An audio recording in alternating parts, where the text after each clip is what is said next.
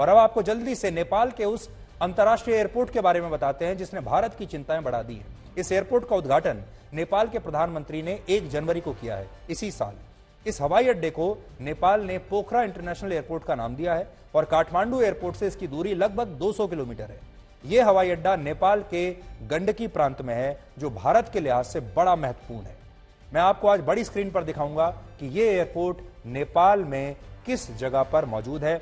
देखिए, ये जो नेपाल का नक्शा अभी बड़ी स्क्रीन पर आपको दिखाते हैं, यह नेपाल का नक्शा आपके सामने है और इसमें पोखरा नाम की जो जगह है वहां चीन की मदद से इस इंटरनेशनल एयरपोर्ट का निर्माण किया गया है। देखिए, ये नेपाल की राजधानी है काठमांडू।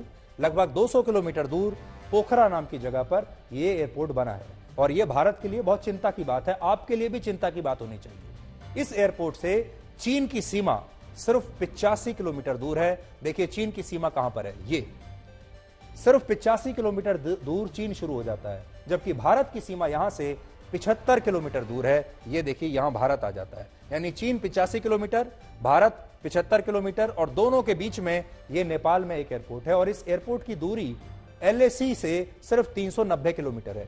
यहां ये LAC है चीन के साथ हमारा, वहां से सिर्फ 390 किलोमीटर की दूरी है।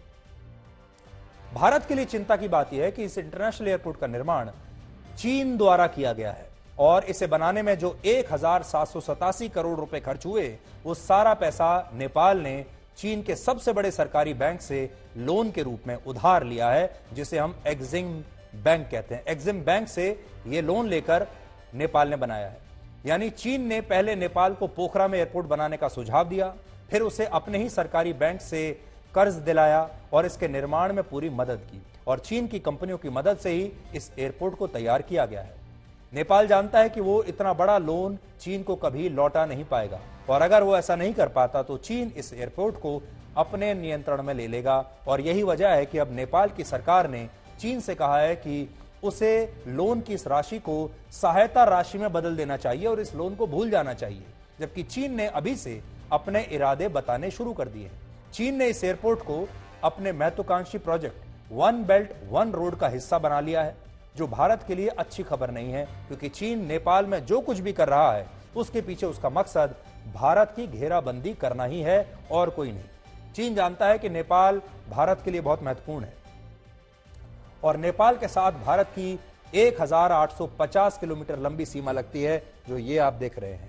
ये नेपाल के साथ हमारी सीमा है 1850 किलोमीटर की, जबकि नेपाल चीन के साथ 1439 किलोमीटर लंबा बॉर्डर शेयर करता है। नेपाल की जो सीमा है चीन के साथ, वो आप ऊपर देख सकते हैं, यहां से आपको समझ में आ जाएगा। यानी भारत और चीन के बीच में नेपाल पड़ता है।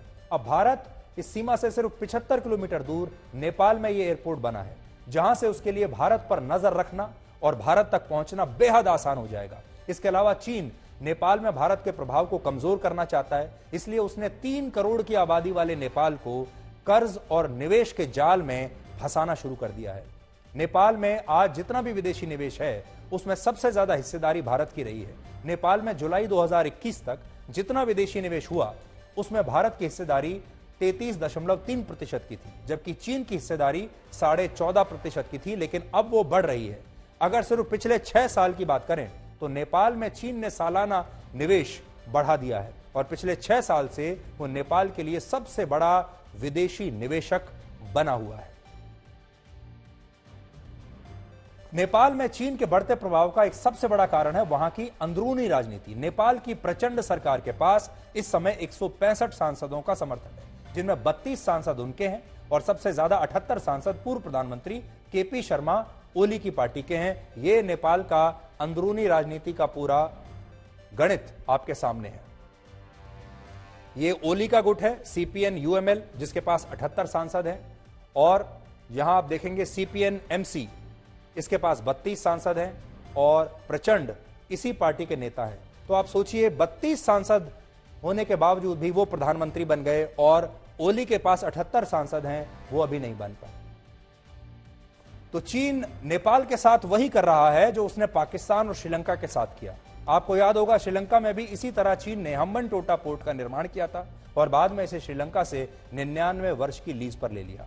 इसी तरह उसने पाकिस्तान में ग्वादर पोर्ट को विकसित किया और उसे 40 साल की लीज पर पाकिस्तान से ले लिया। और आज पाकिस्तान और श्रीलंका चीन के कर्जे में गर्दन तक डूबे हुए हैं और चीन अब यही काम नेपाल के साथ कर रहा है। और इस समय नेपाल में जो सरकार है और जो वहां के प्रधानमंत्री हैं और जो वहां पर अलायंस बना है, उसे चीन के समर्थन वाली पार्टी कहा जाता है। वहां के जो प्रधानमंत्री हैं उनका झुकाव चीन की तरफ ज्यादा है, भारत की तरफ कम है। और हो सकता है कि इन दो विरोधी पार्टियों को एक साथ लाने में भी चीन ने एक महत्वपूर्ण भूमिका जरूर निभाई होगी।